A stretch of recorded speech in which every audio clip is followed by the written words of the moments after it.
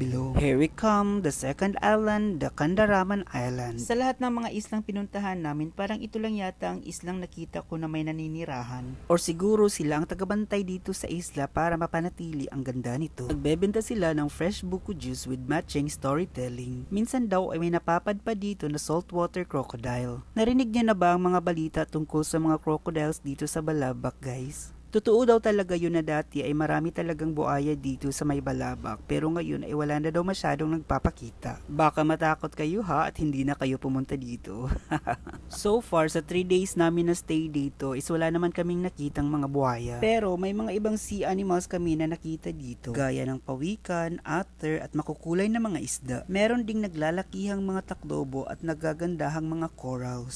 Sobrang nakakamangha at napakaganda talaga ng mga gawa ng Diyos. If you have plans to visit Balabac, I would really suggest na summer kayong pumunta dito.